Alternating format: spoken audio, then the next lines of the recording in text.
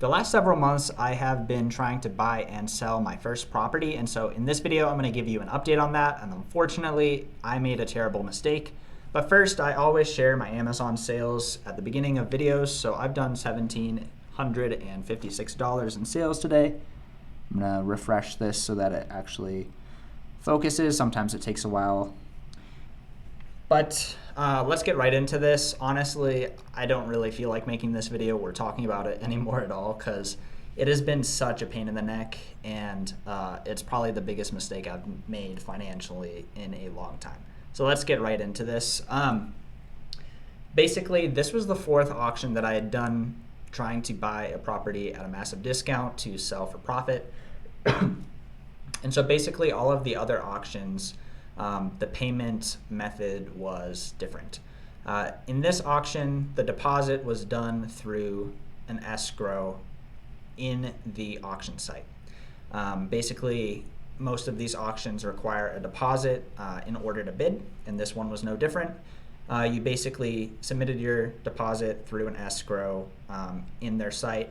And so when I won a property, finally, super happy about that. I'll have an update about that in another video. When I actually won it, I went to pay for the property in the same way that I did the deposit, and I just didn't slow down enough to realize that what I was supposed to do was wait for a letter that I received several days later in order to pay for it that way, because there were additional fees and things that I needed to pay for it, and it wasn't just the opening bid, which is fine if I had just paid the correct way. But unfortunately, I essentially wired $20,100 to the wrong place. I paid the wrong way. And that is a big, big mistake. And so this happened around the holidays, and so everything was slow to get figured out. A lot of the time it was closed. But when I was able to get in contact with them several days after that, they approved my refund request, and several days after that, basically the refund showed that it had been refunded to my account and cleared. But that's what they were saying, and when I looked at my bank, it wasn't there. So basically they approved the refund, but then sent the refund to, it seems like, the wrong bank account. So basically at this point, I'm following up with them.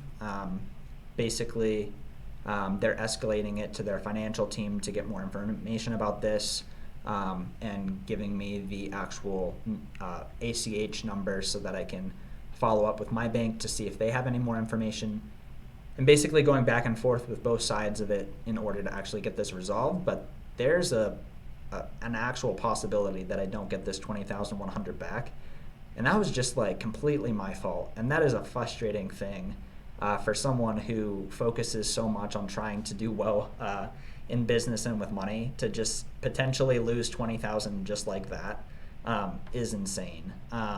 And that would be such a bummer if that completely got lost. Like, that's the worst loss that I've had in business if it stays like this since Tiger Lily in 2022, where a prep center, they just decided to either go out of business or disappear or whatever, and they didn't ship my inventory and a lot of other sellers' inventory for a long time, and a lot of the inventory we couldn't get back, and it was going to be way too in detail and hard to actually like press charges. It wasn't going to make sense.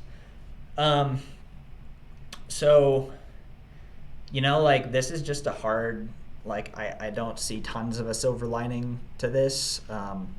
I mean, it's a great lesson to like slow down and actually read the rules and make sure I know exactly what I'm doing and make sure I'm doing it right. Like, I've got that lesson at this point, I think, but that's an expensive lesson. So hopefully this gets resolved. Wanted to make a pretty candid video. Kind of want to just make the video and not think about it anymore, because this is just a big mistake, and it's pretty triggering to make that big of a mistake. But at the same time, you kind of need to put yourself in a position where you could make a mistake in order to actually grow sometimes. You just hope to not make that big of a mistake. like that's the reason why I didn't want to start doing this venture with like 100K, because it was very possible that things could go wrong. And if this had happened with 100K, that would be much more life-altering financially than with 20K. Still really sucks for sure, but it'll be okay in the grand scheme of things. In the grand scheme of things, I'll still get to go through with this whole transaction and learn, even if I lose a bit of money. I'm learning a skill that will potentially and probably make a lot of money in the future, and basically be able to make money from multiple places. But unfortunately, at the very start, it's feeling like it's losing money from multiple places. I mean, Amazon's still going great, but this is not going great right now. But I'll have another video about the property that I got when I actually get a receipt for the property, which should happen in the next week or so. But yeah, hopefully this was helpful. Hopefully it helps you realize you're not alone if you make big mistakes financially. I do think about it sometimes when people are complaining about like $50 returns or like $20 returns, and that just like makes them quit reselling.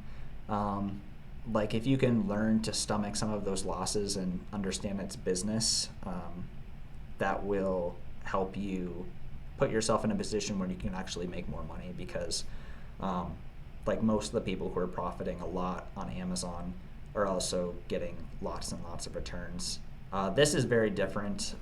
This never should have happened, but that's the risk that you take with doing something new. And I mean, I guess I could have just kept selling used clothes on eBay and making $20,000 profit a year selling on eBay, and I never could have taken a risk and tried to do other things. But here we are. Have a good rest of the day, guys, and take care.